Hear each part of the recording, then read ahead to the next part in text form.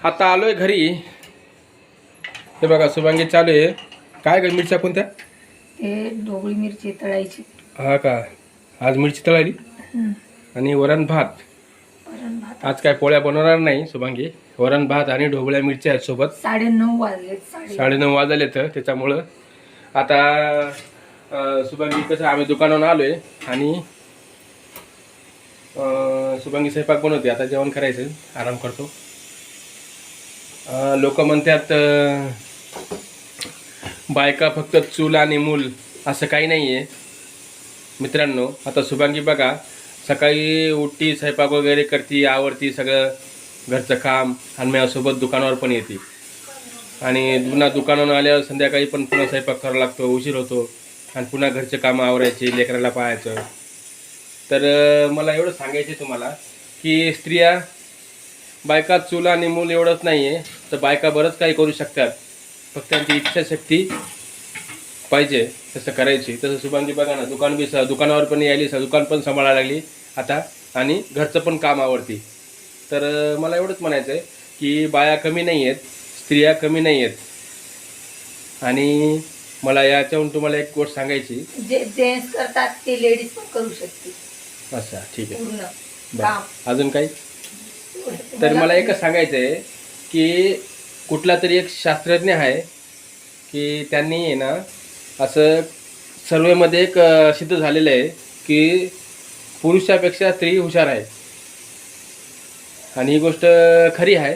आता एक अर्धी सोडून द्या, थोडंफार काय असतं मागं मायनस प्लस, त्याच्याबद्दल काही नाही मला बोलायचं, पण 99% ही गोष्ट खरी आहे।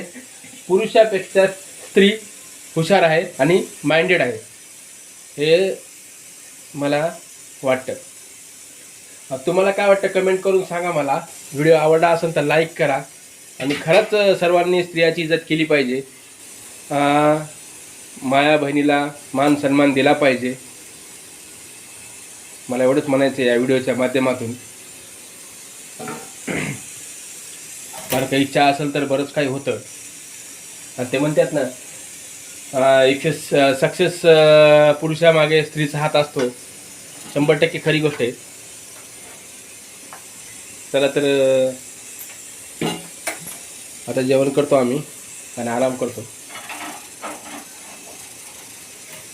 शुभांगी केसाला तेल लावायला की नाही बनवलेलं? नाही, आणि लावलं नाही आता लागेल। चालेल। चला तर मित्रांनो, धन्यवाद व्हिडिओ बघितल्याबद्दल। भेटूया पुढच्या व्हिडिओमध्ये। काहीतरी नवीन असेल, काहीतरी नवीन सांगण्याचा प्रयत्न करू, काहीतरी नवीन मांडण्याचा प्रयत्न करू। या पोंगे खायला तुझ्या हमेशा व्हिडिओमध्ये पोंगे असतातच। चला तर ठीक आहे, टायमावर जेवण करत जा, स्वस्थ राहा,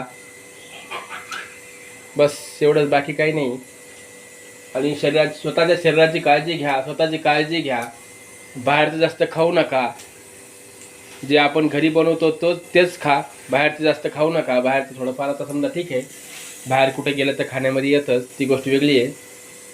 पण काही लोक असे करतात, घरी पण त्यांना बनवायचा खूप कंटाळा येतो आणि बाहेरचंच खात राहतात। म्हणजे ठीक आहे, एखाद्या वेळेस महिन्यात 2 महिन्यातून 15 दिवसातून, आणि काही खातात पण आणि व्हिडिओ पण टाकतात यूट्यूबवरती। असं नका करू प्लीज, कारण का मी आता भरपूर व्हिडिओ बघितले ना।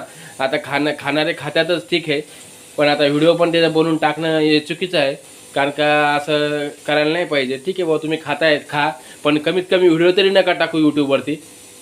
काही बी घाण बनवतात, खात्यात, पुन्हा व्हिडिओ टाकतात, चुकीचं आहे।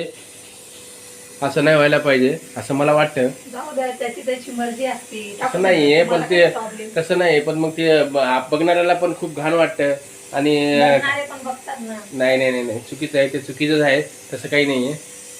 आपण चांगलं खाल्लं पाहिजे मित्रांनो, आणि चांगलं वागलं पाहिजे। चांगलं खाण्याने चांगले विचार येतात, माणूस चांगलं वागतं पुन्हा, असं आहे। आणि काही बी घाण खात राहिलं ना तुम्ही, तर ते मग तसे घाणच विचार येणार माणसाच्या मनामध्ये, असं आहे। त्याच्यामुळं चांगलं खात जा, स्वस्थ राहा, मस्त राहा। भेटूया पुढच्या व्हिडिओमध्ये, काहीतरी नवीन सांगण्याचा प्रयत्न करेन तुम्हाला। काही चुकला असेल तर क्षमा, पण जे आहे ते आहे, ते म्हणतात खरं आहे ते खरंच आहे। ठीक आहे, चला असू द्या, जे असन ते असन. धन्यवाद.